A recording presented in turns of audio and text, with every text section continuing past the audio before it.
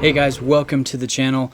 Today we have the very cool special edition Seiko YETI, the SUN043. This is a 50th anniversary edition, and it's kind of climbing up in value. They're getting to be pretty pricey on the secondary market. These are no longer available at retail price. And you know, it's a really cool watch for a few reasons. I'll get into that.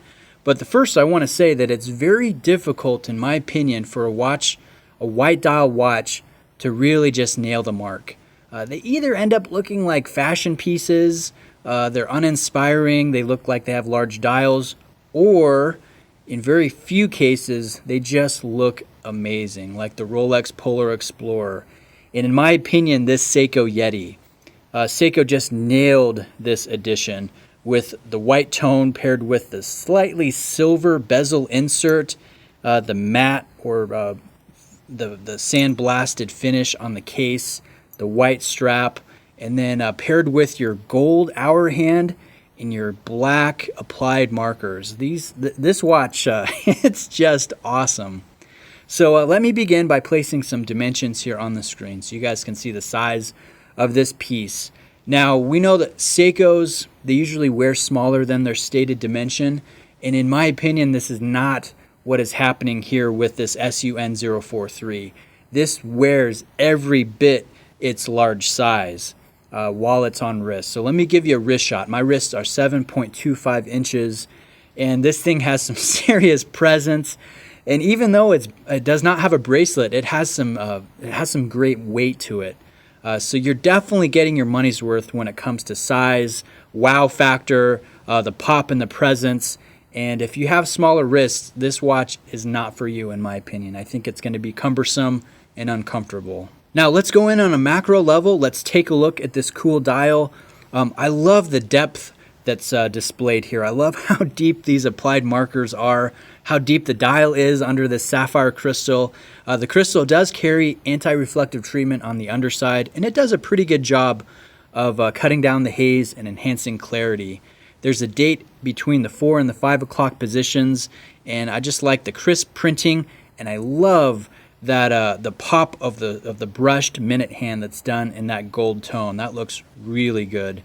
And the GMT hand is skeletonized, it's loomed, and I think is unobtrusive but yet visible when you want to locate it. So I really like just how symmetrical, how clean this layout is, and how dramatic it looks in different lights. It's just, it's really well done. Now let me give you a loom shot here. As you can see, the loom is fantastic. It's absolutely what we love from this brand. There's just really no better brand out there that does more potent luminescence. Seiko really is the best. So really nice loom on this example. Let's talk about the movement. So this is the Cal 5M85, which is a kinetic movement. This is, again, the GMT, and it actually functions like a true GMT, so you can adjust the hour hand independent of hacking the movement, which I think is pretty awesome. It has an accuracy of 15 seconds per month variation, so it's not an incredibly accurate movement, but it's pretty cool that it's kinetic.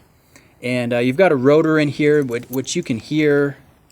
I don't know if you can hear it on the camera, but it's fairly loud, and just wearing the watch will power the movement. And it has a 6-month power reserve when fully wound. The crown up here at the 2 o'clock position, if you operate that, you can quickly gauge how much time is left in your power reserve. And then when this gets down very, very low, your seconds hand is going to start jumping. It's not going to tick every second like you see right here on this video. Although when I shot the macro shots for this, it was just about out of juice. So you could see the double tick of the seconds hand, letting you know that you need to wear the watch, or you need to shake it, you need to get the movement going, some more power reserve. So let's zoom back out. I'll give you my final thoughts on the watch. If you can't tell, I think it's awesome. I love the color combination. I love the wrist presence, how much it pops. The white strap's actually really cool. I think this would rock on a bead blasted bracelet. I think that would be amazing. I mean, I really like it. Is it for everybody? Absolutely not. I mean, it's very bold. It's very large. It's only for those that have the wrist size to be able to pull this off comfortably. And even then, it's going to wear very, very big. I mean, what would be the negative aspects? I guess you could say, it's too bad it's not more widely available. They just didn't do a whole lot of these. They sold out pretty quickly, and prices on the secondary market are jumping up.